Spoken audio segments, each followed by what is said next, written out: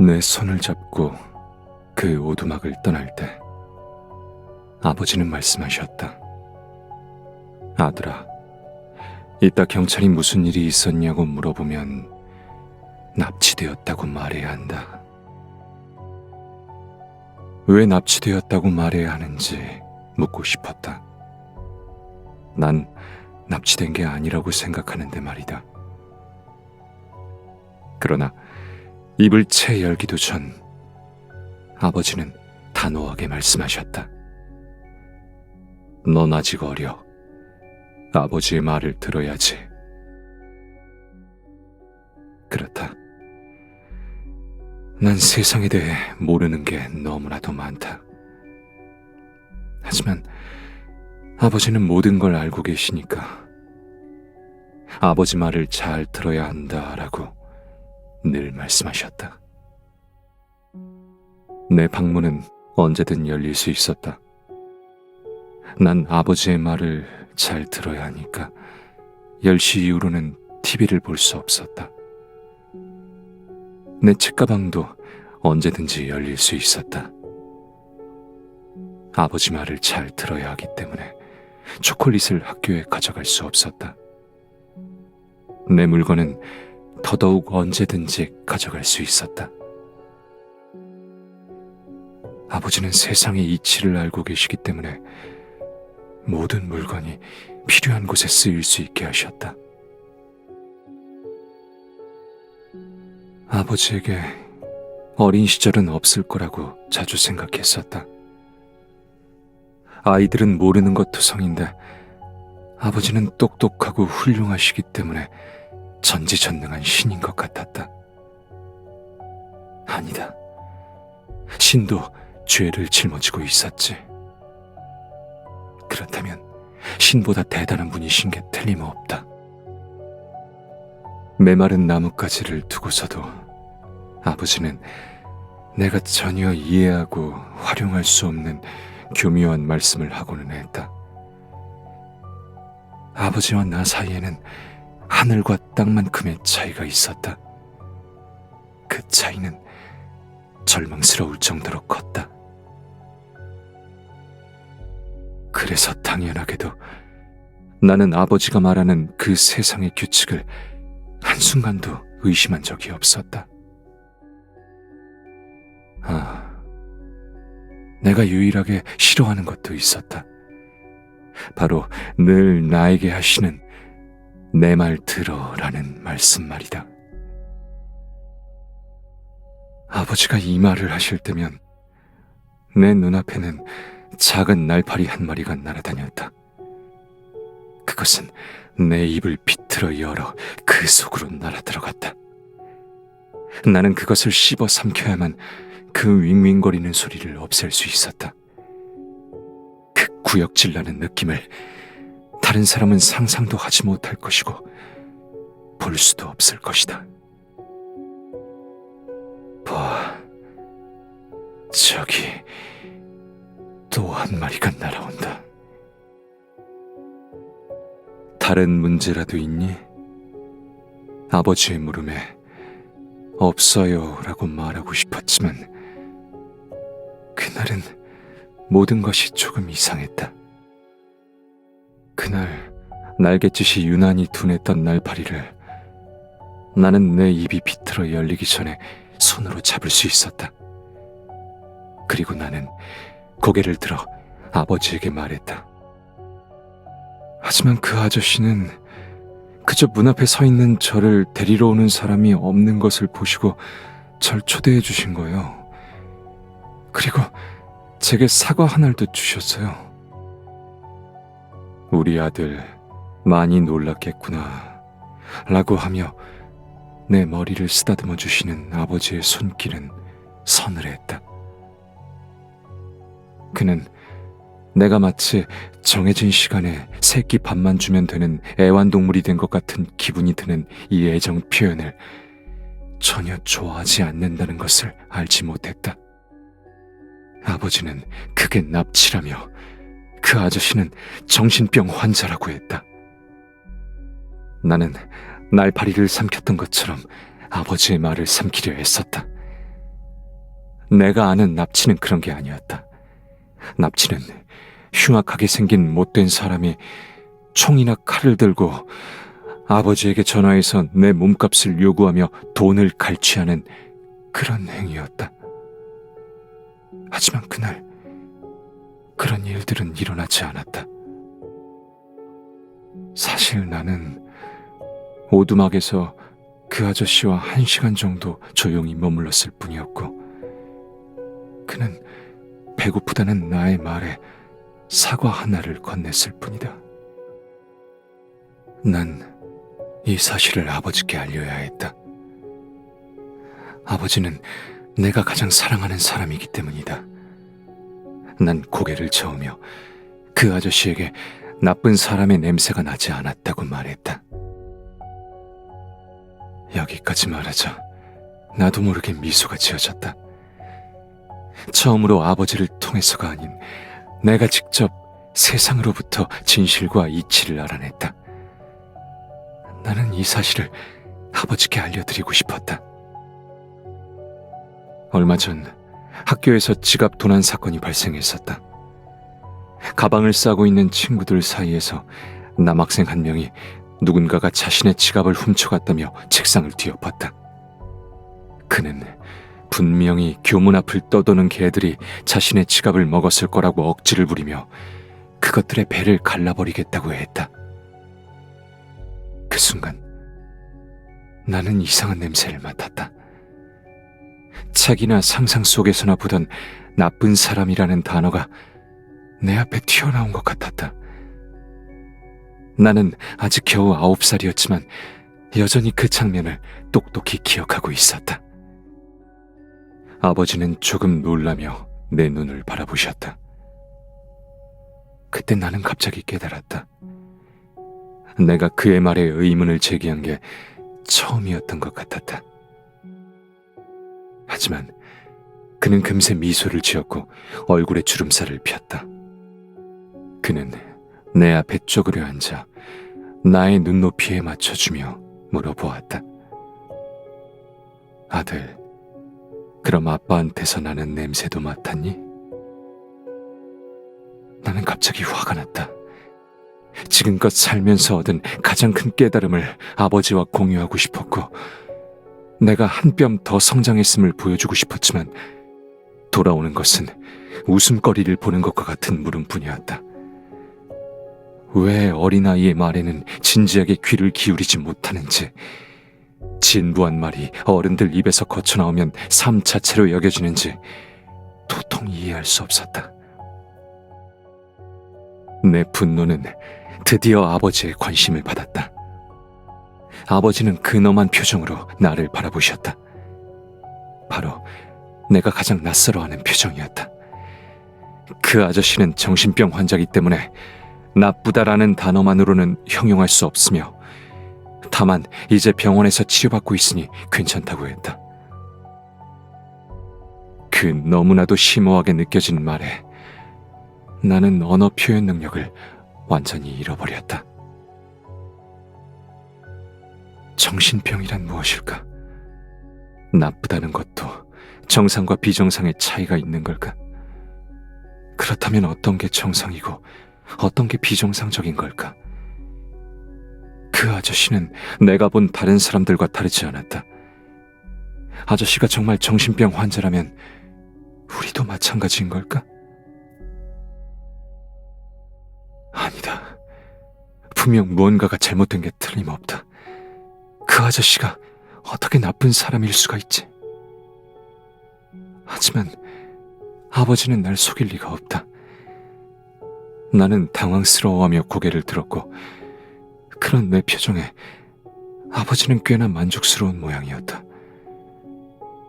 나의 고통이 더 진실될수록 그는 더 만족하는 것 같았다. 왜 어른들은 모두 아이가 고통스러워하는 모습을 보는 걸 좋아하는 걸까? 오랜 시간이 지나서야 나는 아이들의 고통은 변함없는 숭배를 빠르게 자라나게 하는 비류라는 것을 알게 되었다. 어른들은 숭배를 받는 느낌에 의지하며 살아가다가 나중에는 그 숭배를 또 고귀한 지조로 여겨 선양하기를 좋아했다. 나는 세상과 처음 맺은 연결고리가 끊어지는 것을 느꼈다. 수많은 날파리들이 뱃속에서 윙윙거렸다.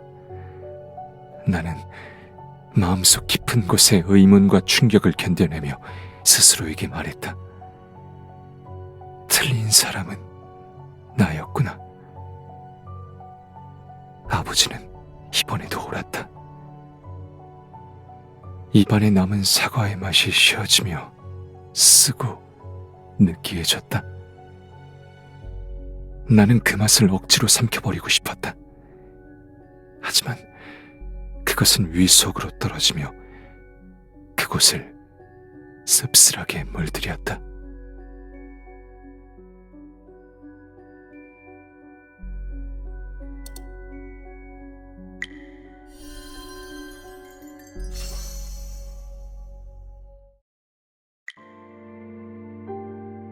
찰리, 앞으로 뭐가 되고 싶니?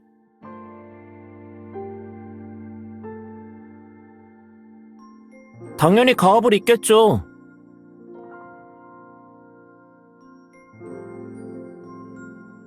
난 다른 일 할 거야. 다른 일? 집안이 그렇게 좋은데 왜 사서 고생을 해?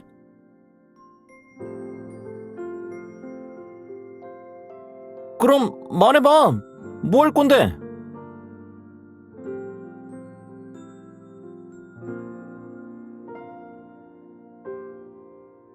난 사람을 구할 거야.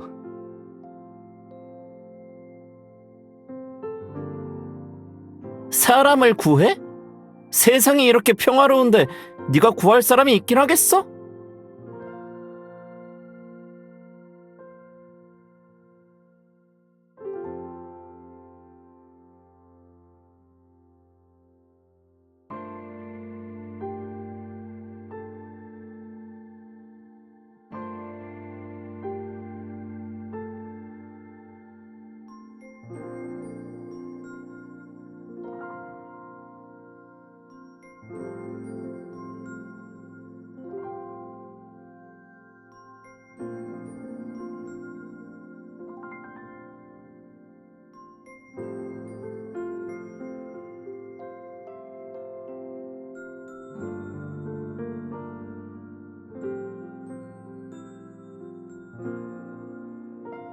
운이 진짜 없네요.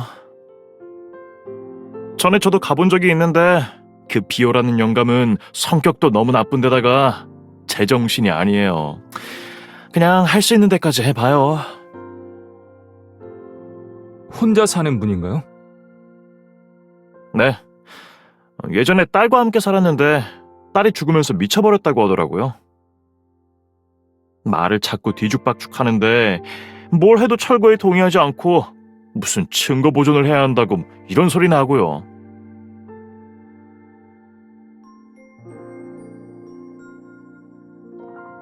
혹시 그의 딸의 죽음에는 무슨 속사정이 있을까요? 누가 알겠어요.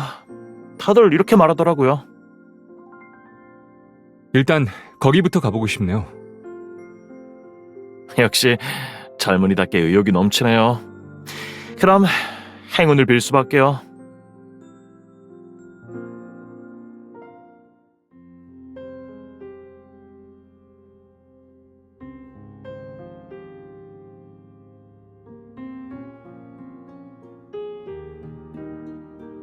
안녕하세요, 비오 선생님. 실례지만 댁에 계십니까?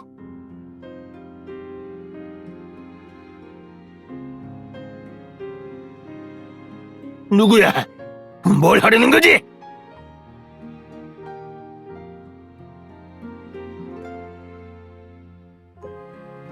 안녕하세요. 저는 정오뉴스의 인턴 기자입니다.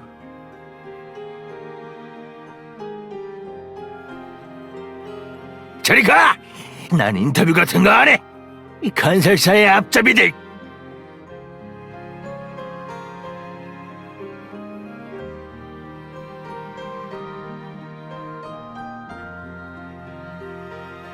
저는 정말 기자입니다. 여기 기자증도 있어요. 모두에게 자신의 처지를 알리고 싶지 않으십니까? 왜 철거하기를 원하시지 않고 꼭 여기에 남아있으려고 하시나요? 이 집은 이미 오래되었는데 배상금을 받고 더 나은 삶을 살 생각은 없으신 겁니까?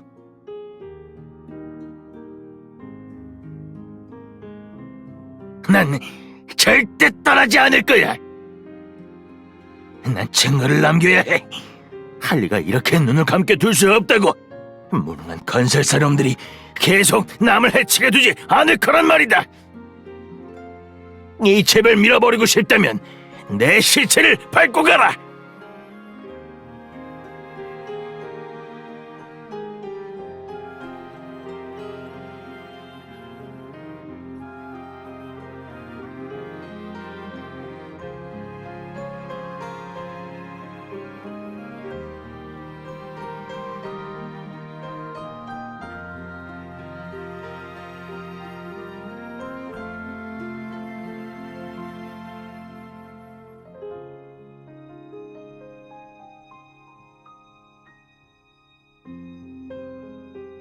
이런, 아직도 비호에 대해 물어보러 오는 사람이 있을 줄은 몰랐네요.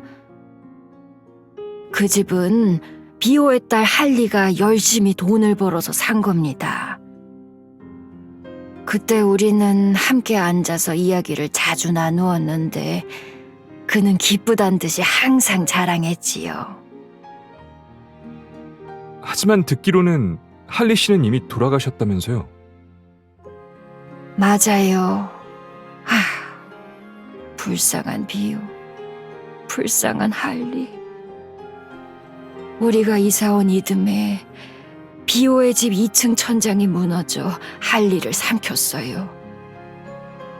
그 후 비호는 건설사를 찾아가 집에 문제가 있다고 호소했지요. 그러나 건설사는 비호 가족이 리모델링 할 때 벽을 훼손했다고 말했고 법원이 계속해서 비호를 패소로 판정했죠. 어떻게 그럴 수가 있죠? 우리도 잘 모릅니다. 그때도 말리긴 했지만 비호는 이미 제정신이 아니어서 누구의 말도 듣지 않았어요. 그러다 나중에는 아무도 그를 상대하지 않았죠. 우리가 이사를 갈 때까지도 그가 계속 고소를 하고 있었다는 것만 알고 있습니다. 알겠습니다. 감사합니다.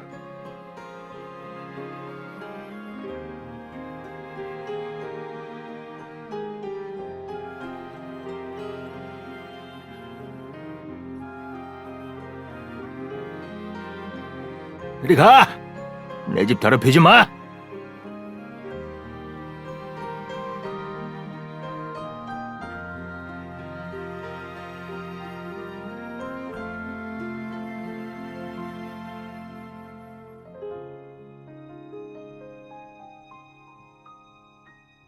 빨리 먹고 가라.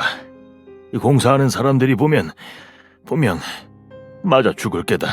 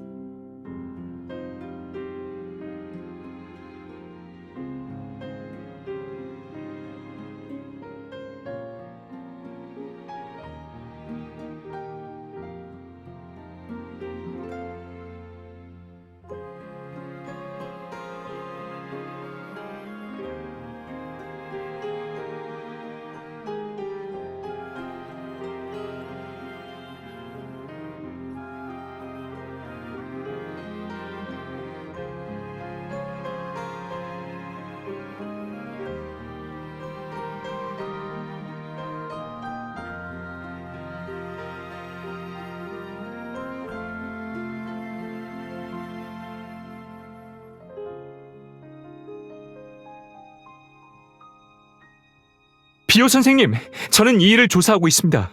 할리에게 발생한 사고의 원인을 찾았습니다. 선생님을 돕고 싶습니다.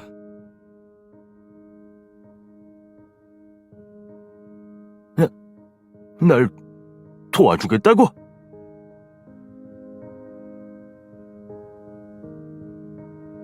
왜 날 도와주려는 건가? 나는 아무것도 가진 게 없다네. 사례금을 줄 여유가 없어. 바라는 게 있어서가 아니라 단지 진실을 찾고 싶을 뿐입니다. 그리고 이미 찾았습니다.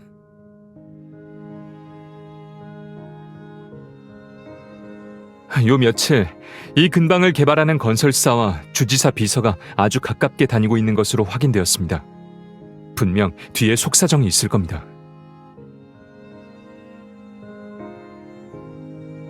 고맙네, 젊은이. 하지만 난 이미 알고 있었어.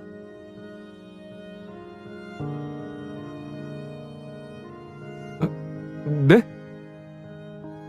오랫동안 나는 수없이 편지를 쓰고 전화를 하고 소송을 걸고 각종 신문과 언론을 찾았지. 하지만 아무도 나에게 응답하지 않았다네. 그때 그 이유를 짐작했지. 하지만 내게 다른 방법이 있었겠는가? 들어오게, 젊은이. 모처럼 내 말을 듣고 싶어 하는 사람이 있으니 들어와서 잠깐 앉는 것도 괜찮겠지.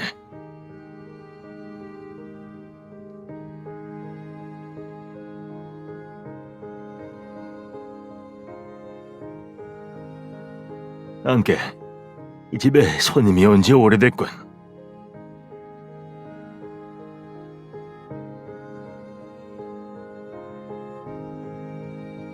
할리가 집을 산 후로 우리에게 여윳돈 같은 건 없었다네.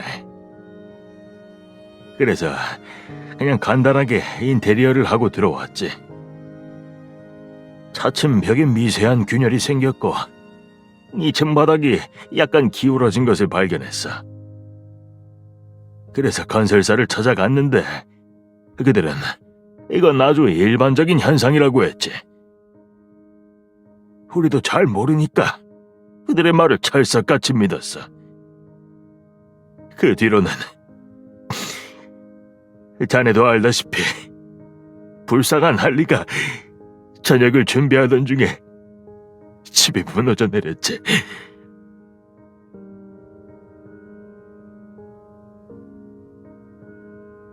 지금 내 몸이 그날까지 버틸 수 있을지 모르겠네. 어쩌면 후회와 미안함을 안고 할리를 만나러 갈 수밖에 없을지도 모르겠어. 꼭 버텨주십시오.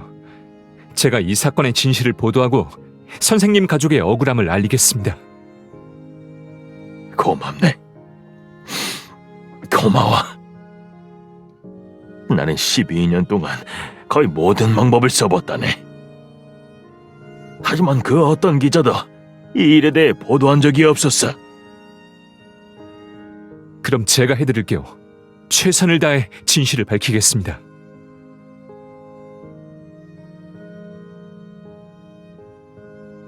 젊은이, 궁금한 게 하나 있네. 자네는 인턴 기자잖아.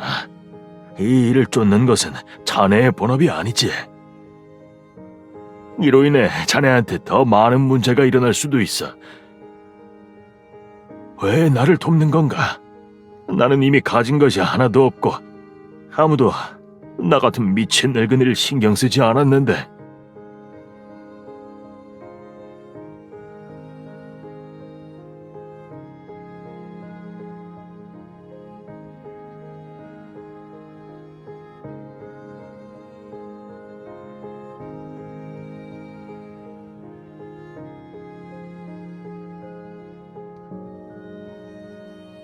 다른 이유는 없습니다. 단지 제가 하고 싶기 때문입니다. 저는 선생님께서 마땅히 누려야 할 정의를 되찾는 것을 돕고 싶습니다.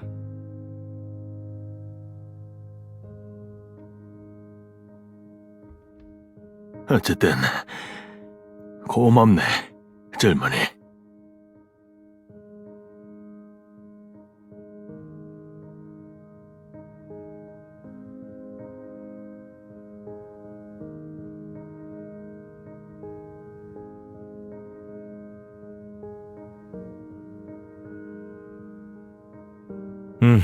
잘했어. 곧 사람을 보내서 확인해 볼 테니까 먼저 돌아가서 소식을 기다려봐.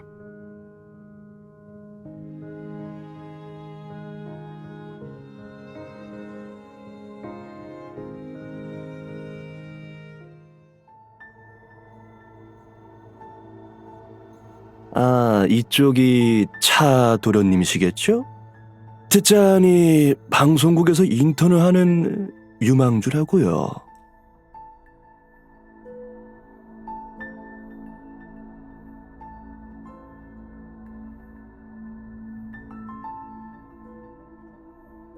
이 사진이 어떻게... 차 도련님의 도움에도 감사드려야 하죠. 가까운 미래에 주정부는 문화산업 건설에 대한 투자를 늘릴 것이며 귀 방송국은 저희의 핵심 지원을 받게 되실 겁니다.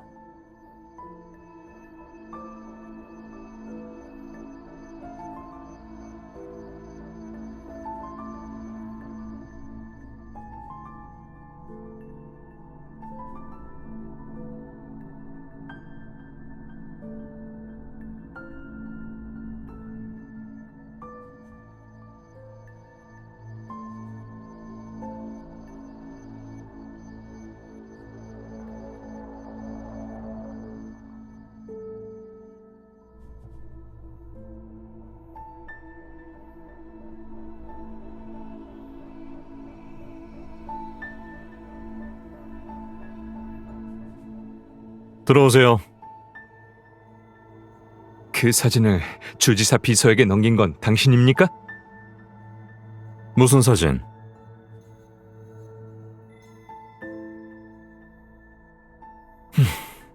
네 보도자료 봤어. 주관적인 억측으로 가득한 내용이었지. 언론인으로서 진실을 추구해야 한다는 원칙에 어긋나 방송에 내보낼 수 없었어. 공적인 언론으로서 우리는 반드시 책임을 져야 하니까. 관심을 끌기 위해 가짜 뉴스를 대중에게 전달해서는 안 된다는 거야. 이해했어?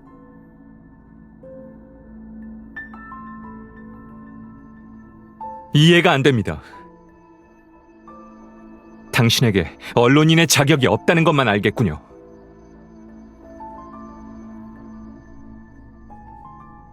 잘 생각해봐. 정부와의 협력 프로젝트에서 네 자리 하나 남겨뒀으니까. 난 절대 당신들과 같은 살인자가 되지 않을 겁니다.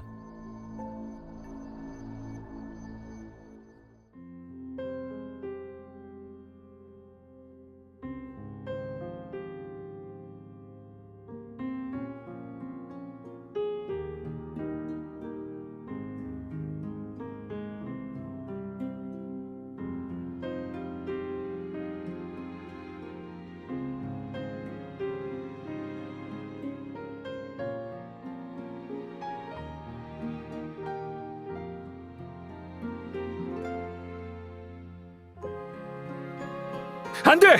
안에 아직 사람이 있어! 당장 멈춰!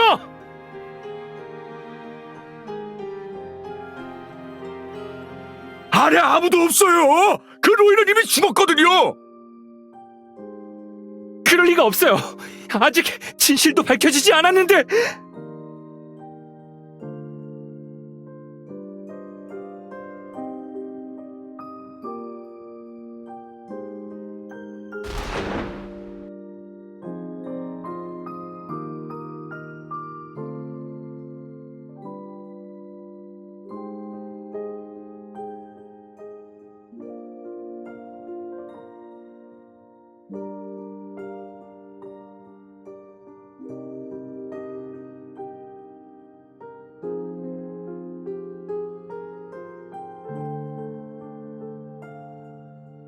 영원히 기억할 거야.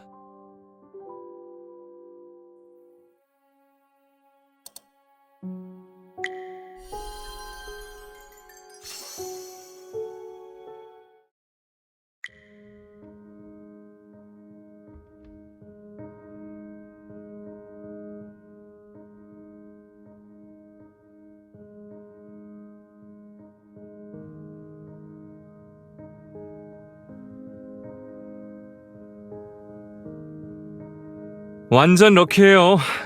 오늘 마침 더블 코코아 맛이 있네요.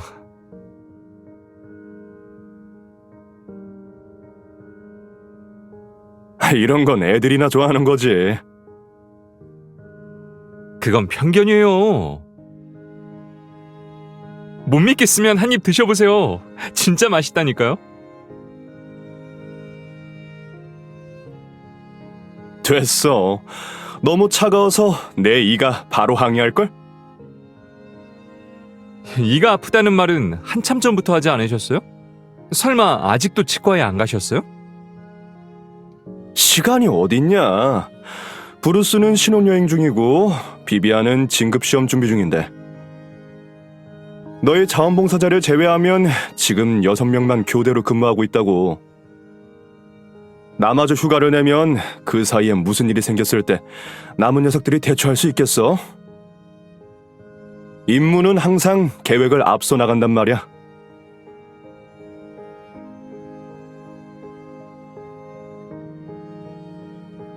이럴 줄 알았으면 오늘 당신 집에 가서 금붕어를 보는 게 아니라 먼저 치과에 끌고 갔어야 했네.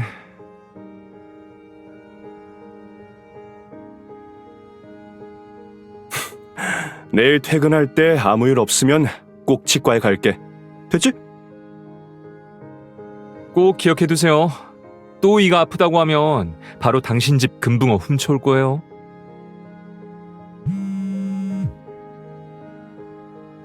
블링크가의 화학 공장에서 화재 발생. 신속하게 소방서로 돌아가십시오. 반복합니다.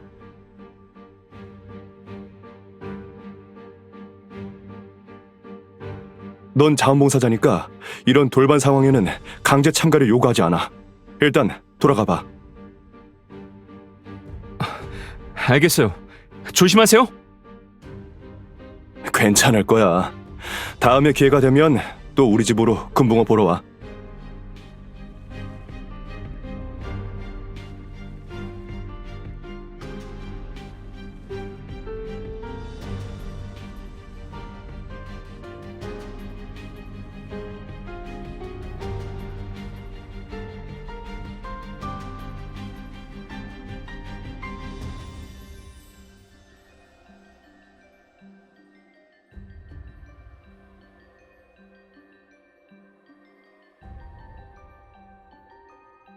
블링크가로 가주세요.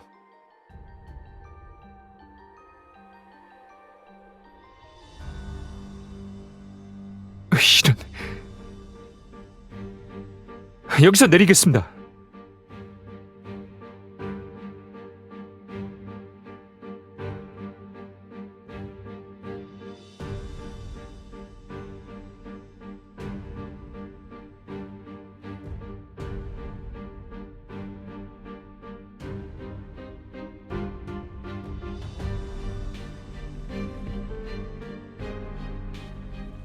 소방대의 상황은 어떻습니까? 방금 조를 나눠서 진입했어요. 사람들을 많이 구해냈고요. 하지만 소방대원 몇 명이 아직 안에 있는 상황이에요.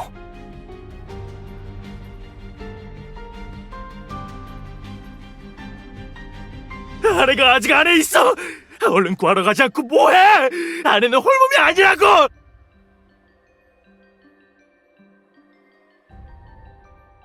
진정하세요. 소방대가 전력을 다해 구조하고 있습니다.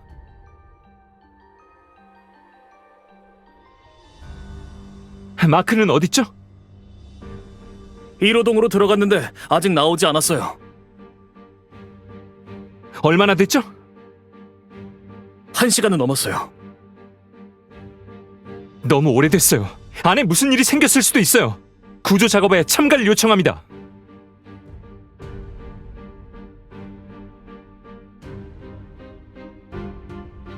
마크, 들리면 대답하세요.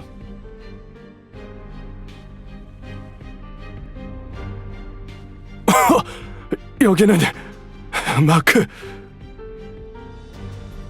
안은 어때요? 안 좋아. 1호동 7층 화장실에서 쓰러진 임산부 한 명을 발견했는데 지금 데리고 나가는 중이야. 화재 현장 상황이 좀 복잡해서 시간이 좀 더 필요해. 지금 제가 바로 가서 도울게요. 무모하게 굴지 마. 너는 아직 화학 화재 작업에 참여할 자격이 없다. 하지만 찰리, 나를 믿고 진정해. 네, 그럼 지휘관에게 보고하겠습니다. 꼭 안전하게 무사히 나와야 해요.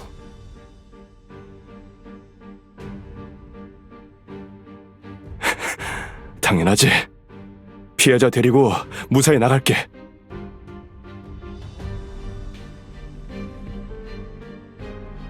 확인했다. 최대한 많은 인원을 파견하도록 하지.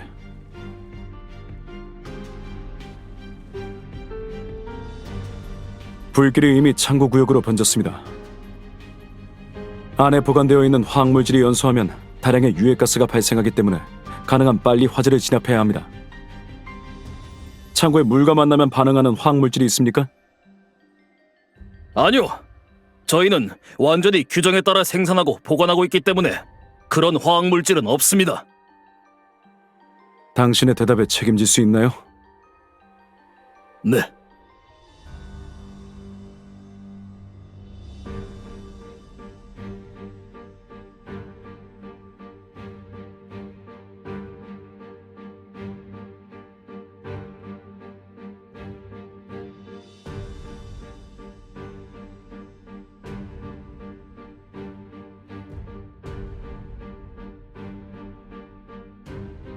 얼른 뛰세요! 좀 더 빨리!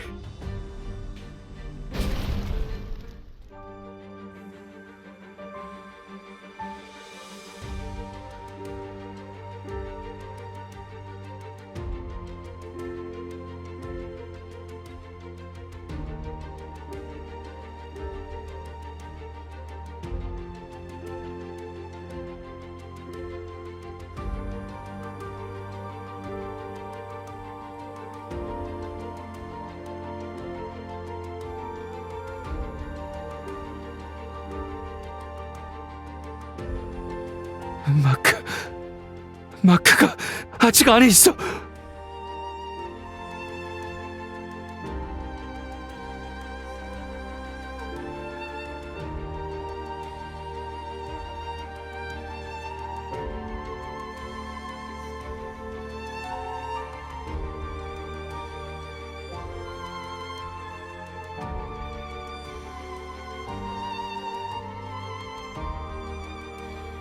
어디서 폭발이 일어났습니까? 창고가 폭발했어. 구조대가 곧 도착할 거다. 마크가 아직 안 나왔습니다. 아직 1호동에 있어요. 창고랑 가까운 곳인데.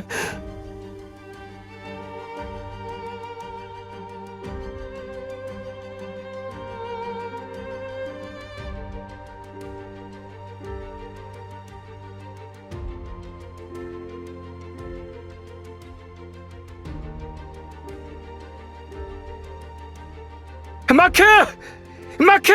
어디 있어요?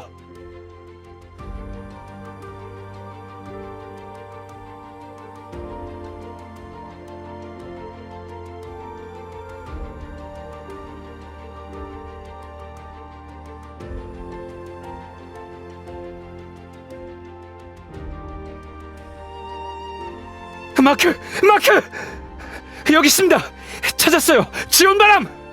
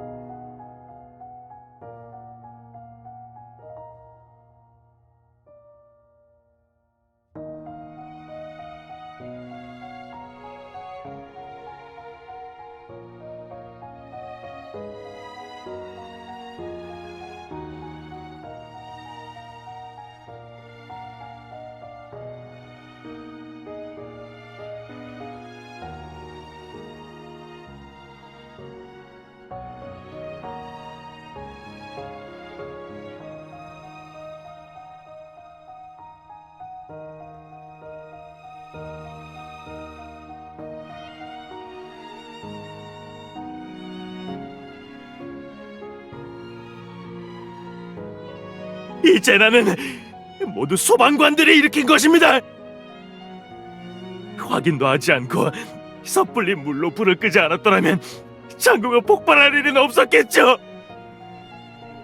내 불쌍한 아내와 태어나지 못한 아이를 위해 반드시 진실을 밝혀 정의를 되찾을 것입니다.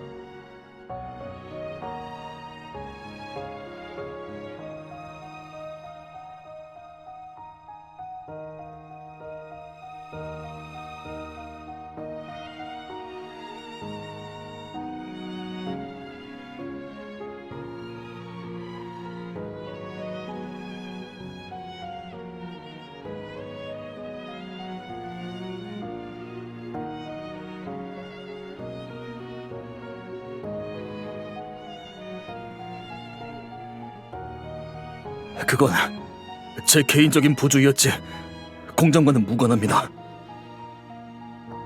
당신의 부주의가 두 사람을 죽였다는 것을 압니까? 그들은 원래 살 수 있었어요. 죄송합니다. 모두 제 잘못입니다.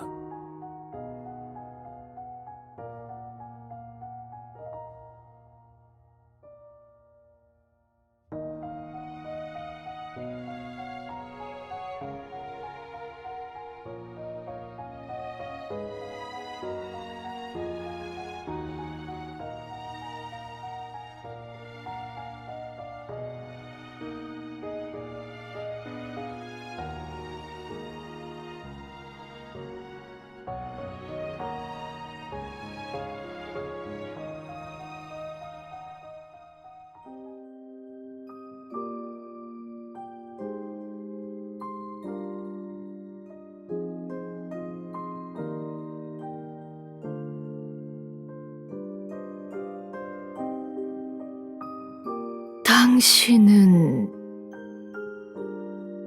마크의 친구 찰리입니다. 네가 찰리였구만. 마크가 네 얘기를 참 많이 했었는데.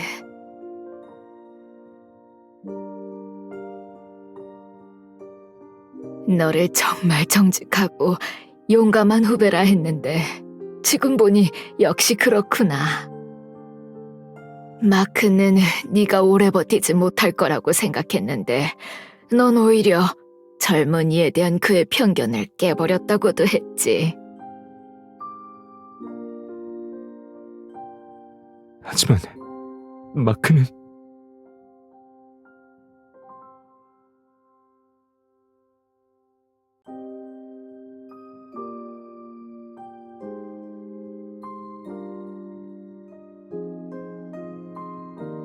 알고 있단다, 얘야. 마크가 아직 그렇게 젊은데 그런 결말을 맞아서는 안 되는 일이었어.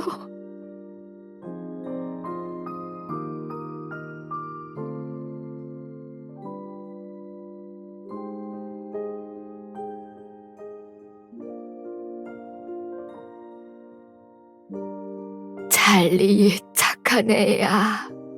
꼭 몸 조심하렴.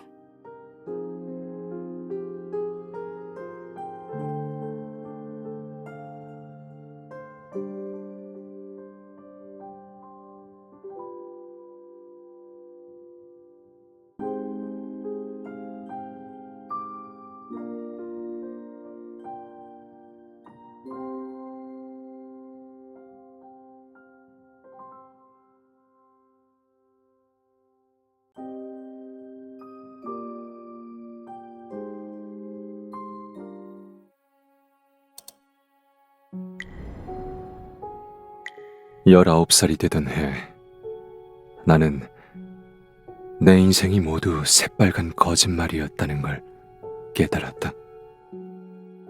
정신병원의 육중한 철문이 열리자 내 심장이 빠르게 뛰기 시작했다.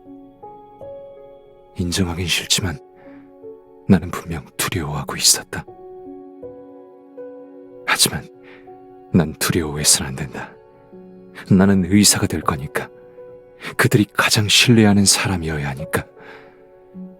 게다가 정신질환자는 사람들이 흔히 말하는 미친놈이나 정신나간 놈이 아니다. 그들은 단지 병을 앓고 있는 사람들이며 그 병이 사회에서 충분한 이해를 받지 못할 뿐이다. 이렇게 되뇌며 나는 그 철문을 지나 안으로 들어갔다. 병원 내부는 내가 생각했던 것과 달리 두꺼운 철문 말고는 평범한 병원과 다르지 않았다. 다른 병원에서도 그렇듯이 간호사들이 바삐 움직였고 몇몇 환자는 부축을 받으며 걷고 있었다. 그들은 이식되기를 기다리는 연약한 백약나무처럼 뻣뻣하게 굳어 있었다. 그때 비명소리가 들렸다. 소리가 나는 곳으로 가니 활동실에 서 있는 한 남자가 근엄한 표정으로 허공에 대고 외쳤다. 안녕, 사과, 길을 비켜. 그 순간 깨진 유리 조각들이 무수히 쏟아지기라도 한 듯 사람들이 소리를 지르며 길을 비켜주었다. 두 팔로 가슴 앞에 원을 만든 채 걷던 그 남자는 맨 앞에 다다라서야 팔을 풀었다. 그러고는 군인처럼 가슴을 활짝 펴고선 양팔로 허공에 완벽한 포물선을 그렸다. 그러자 사람들은 일렬로 줄을 서기 시작했다. 이제껏 본 적 없는 가장 반듯하게 정렬된 줄이었다. 그제야 나는 깨달았다. 저 남자는 공기를 판매하는 중이고 그의 세계에서 공기는 사과였다. 그 속에서 낯익은 얼굴 하나가 보였다. 얼굴에 이미 주름이 많이 늘어났지만 확실하게 알아볼 수 있었다. 나를 납치했었던 그 아저씨였다. 그는 줄끝에서 다른 사람들처럼 사과를 받기 위해 기다리고 있었다. 그의 차례가 되자 그는 갓난아기를 다루듯 두 손을 정성스럽게 모아 사과를 받았다. 까마득히 잊혀졌던 기억이 되살아났고 기억의 틈에 숨어있던 10년 전의 그 사과가 떠올랐다. 사과를 받아들고 내 옆을 지나간 그의 얼굴은 운명의 먼지로 뒤덮여 있었다. 그의 시선이 나에게 잠시 머문 후 다른 곳으로 옮겨졌다. 그 찰나에 그는 무슨 생각을 했을까? 왜 이 사람이 낯이 익은지에 대해 생각했을까? 나는 곧장 선배의 사무실로 달려가 그의 병력 기록을 요청했다. 첫 페이지에는 짧은 두 문장이 적혀 있었다. 납치죄를 저질렀다고 자백, 그 후 정신분열증으로 인한 입원 치료. 아버지가 말한 그대로였다. 다음 페이지를 넘기지만 않았다면 모든 것이 정상이었다. 하지만 나는 그 뒤에 있는 종이 뭉텅이를 보고 말았다. 페이지를 넘기니 비뚤거리는 글씨체로 마치 일기처럼 보이는 내용이 적혀 있었다. 그 종이들에는 이렇게 적혀 있었다. 그 아이를 납치해서는 안 되는 거였다. 이런 방식으로 그에게서 결론을 받아내고 그 회사의 약이 내 딸을 죽인 것이라고 인정받을 수 있을 거라고 생각한 내가 어리석었다. 나는 우리 가족을 죽인 살인자이다. 그 후 무엇이 잘못된 건지 곰곰이 생각해 보았다. 내가 그 약을 사지 말았어야 했다. 사지 않았다면 이 모든 일이 일어나지 않았을 텐데 이에 대해 미안한 마음뿐이다. 하지만 돌이키기에는 이미 늦었다. 수용소 같은 이곳에 도착하자 사람들은 이상한 눈빛으로 날 바라봤고 내가 병이 있으니 치료해야 한다고 했다. 병이 있는 건 당신들이지. 난 당신들과 다를 뿐이야. 매일 간호사가 나를 불러 약을 먹는 걸 지켜본다. 이건 마치 개가 된 듯한 기분이었다. 이어지는 페이지들에도 이 문장이 반복해서 적혀 있었다. 내게 병이 없다는 걸 어떻게 증명하지? 그러던 어느 날 그는 완전히 다른 문장을 적었다. 마침내 난 정상인이 되었다. 계속 읽어내려가던 중 눈앞에 글자가 흔들리고 종이에 피가 흐르는 듯했고 갈기갈기 찢어진 종이가 날파리의 날개로 변해 나의 입과 코를 틀어막는 것만 같았다. 나는 생각할 수도 말할 수도 숨을 쉴 수도 없었다. 나는 무릎이 끊임없이 떨리는 것을 느끼며 똑바로 서지도 걸음을 옮기지도 못했다. 누가 나에게 진실을 좀 알려줄 수 없을까? 사실 나야말로 살인자가 아닐까? 고개를 들어보니 깨지지 않는 투명한 벽이 보였다. 꽃병 모양의 벽이었다. 나는 그가 만든 꽃병에서 19년을 살아왔다. 그동안 나는 뿌리가 잘려나간 꽃과도 같았다. 투명한 껍질을 언젠가는 닿을 수 있는 빙산이라 착각했고 숨결은 바람인 줄 알았으며 화분용 흙이 토양인 줄 알았다. 내가 온 힘을 다해 쫓았던 꿈은 그가 꽃을 다듬다가 실수로 흘린 피 한 방울에 불과했다. 나는 생각했다. 그가 한 이 모든 것은 완벽한 작품을 위한 행동이 아니었을까? 그날 밤 나는 10년 전 그 오두막의 꿈을 꾸었다. 나는 폭포에 둘러싸인 오두막 안에 앉아 계속해서 흘러가는 폭포를 하염없이 바라보았다. 그날 이후 폭포 소리는 내 귓가를 떠난 적이 없었다.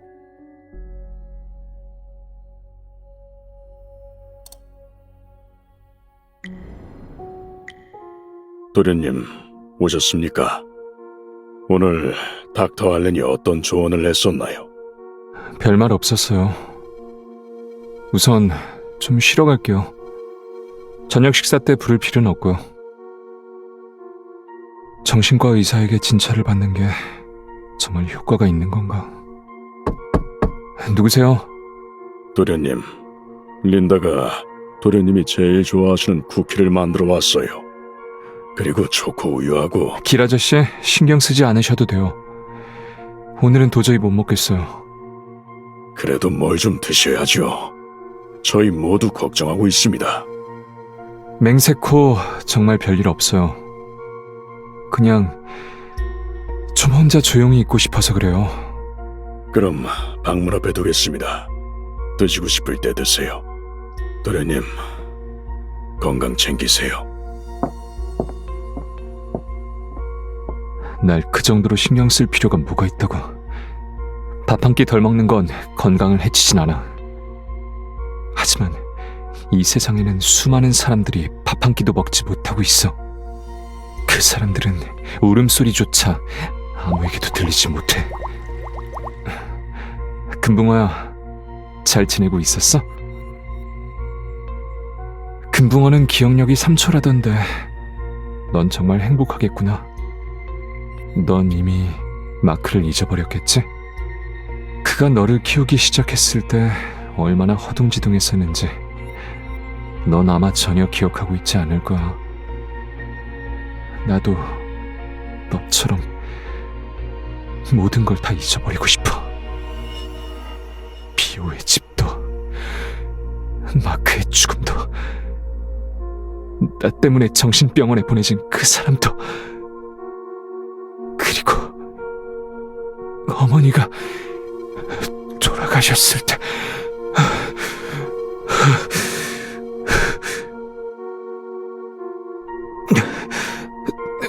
내 약, 내가 약을 어디에 뒀더라?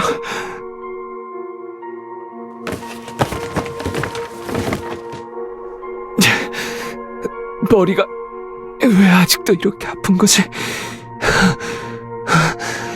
이 약 효과 있는 거 맞아?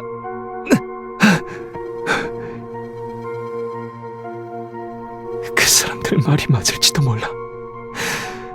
내가 사서 고생하고 있다는 거. 난 전에 사람들을 구하고 싶다라고 말했었지. 난 내가 그들을 돕고 있는 것이라고, 내가 뭔가를 구할 수 있을 거라고 믿었어. 그러나 그들은 결국 다 내 눈앞에서 죽어버렸지. 난 아무것도 하지 못했어. 난 단지 내 헛된 꿈을 만족시키려 상상 속에서 영웅놀이를 하며 그들을 보호하고 구할 수 있다고 착각했던 것뿐이야. 하지만 막상 닥치면 할 수 있는 게 아무것도 없다는 걸 깨달았어. 난 그들에게 도움을 줄 수도, 이미 깊게 뿌리내린 어둠을 뒤흔들 수도 없어. 이런 일이 왜 자꾸 반복되는 걸까? 진실을 요구하는 게 왜 이렇게 어려운 걸까? 가끔 생각해보면 공평이란 도대체 뭘까? 삶에는 애초부터 공평이라는 건 없어.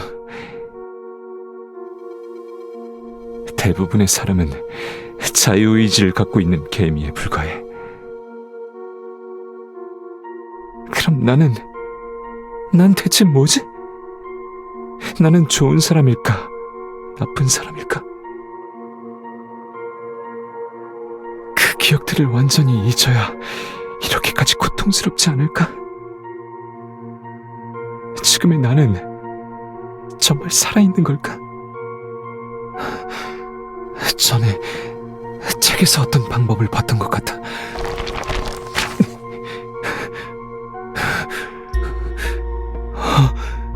이거다. 세상에서 나만큼 나를 잘 아는 사람은 없다. 나를 정의할 권리를 함부로 다른 사람에게 넘기지 말라. 어쩌면 정신과 의사는 이미 나를 구할 수 없을지도 몰라. 내가 의지할 수 있는 건 오로지 나뿐이야. 눈을 감고 마음을 편안히 하자.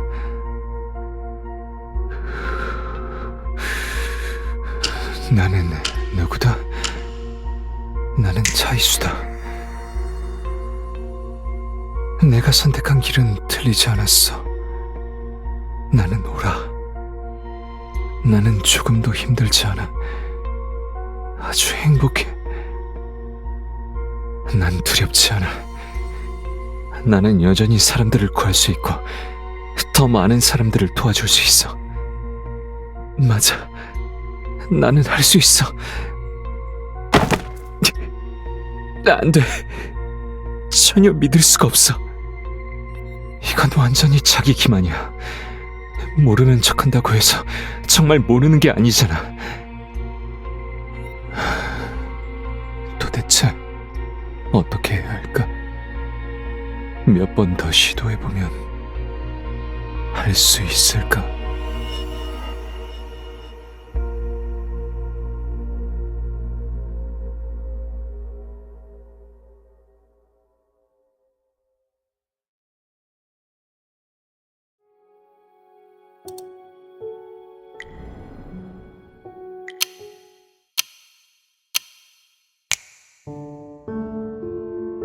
좋은 아침이야, 찰리. 오늘은 컨디션이 꽤 좋아 보이는군. 어젯밤에 잠을 조금 설쳤어. 수면제를 너무 일찍 줄였나 싶어. 닥터 알렌은 사람의 기억은 생각만큼 믿을 수 없다고 했지. 맞는 말인 것 같아. 그의 말처럼 사람은 감정과 그 감정으로 인한 자극에 중독되기 마련이지. 그리고 시련과 문제로 자신의 고통스러운 상황을 더욱 공고히 해. 정말 이상한 현상이야. 하지만 그 고통에서 빠져나올 수 있는 방법도 하나 있어. 바로 뇌를 속여 자신의 기억을 변화시키는 거야. 기억은 여러 메커니즘으로 인해 혼란과 착각을 불러일으켜. 그래서 같은 무언가를 계속 떠올리고 상상하기만 하면 돼. 구체적이고 진실에 가까울수록 뇌는 상상과 현실을 더욱 구별할 수 없을 거야. 그렇게 상상과 현실의 경계가 혼동되면서 새로운 기억이 생겨나는 거지. 그러니 지금 내가 하는 건 옳은 일이야. 그래, 맞아, 찰리. 네가 해야 할 일은 바로 그 아름다운 기억들을 다시 머릿속에 새기는 거야.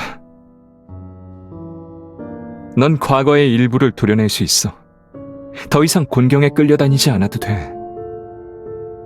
다 좋아질 거야. 다시는 그런 일이 생기지 않을 거고 누구도 더 이상 너를 떠나지 않을 거야. 한 사람이 자신을 사랑하기 시작하면 삶도 같이 사랑할 수 있는 법이야. 나도 당연히 할 수 있어.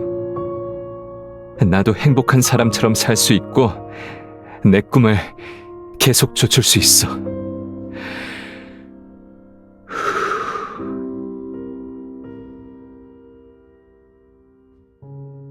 명심해. 난 행복해. 난 더 이상 힘들지 않아. 난 사람들을 구해야 해. 별거 아니잖아. 꼭 할 수 있을 거야. 난 찰리니까. 난 완벽하니까.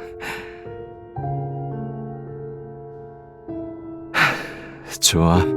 완벽한 컨디션이야. 이젠 나갔다 와야겠군. 아니야. 다시. 찰리, 오늘도 완벽한 하루야. 왜 오늘은 안 되는 거지? 지금껏 다 잘 됐었는데.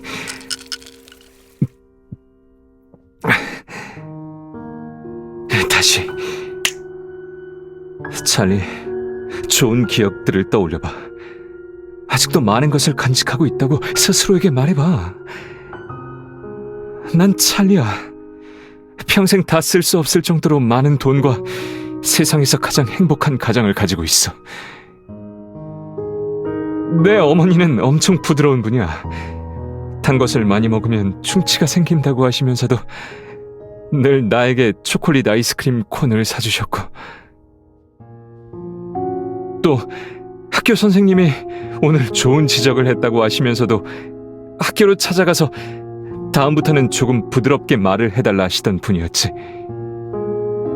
내 아버지는 어머니를 무척 사랑하셔. 우연히 아버지의 서랍을 본 적이 있었어. 어머니가 버리신 머리끈, 어머니가 마시다 절반 남긴 주스, 어머니의 떨어진 속눈썹까지. 아버지는 모든 걸 서랍 속에 소중히 간직하고 있었지. 마크라는 좋은 친구도 있었어. 내 인생의 첫 번째 선생님이라고 할 수도 있지. 다만 그가 먼 곳으로 떠나고서부터 전화 한 통도 없었지만 난 그가 꼭 돌아올 것을 알고 있어. 나는 태어난 후로 지금껏 어려운 일을 겪어본 적이 없어. 평탄한 삶을 살아왔고 하고 싶은 건 뭘 해도 성공했으니 늘 시기와 질투의 대상이 될 수밖에 없었지.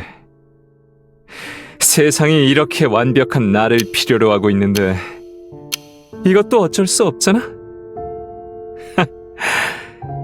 좋은 아침이야, 찰리.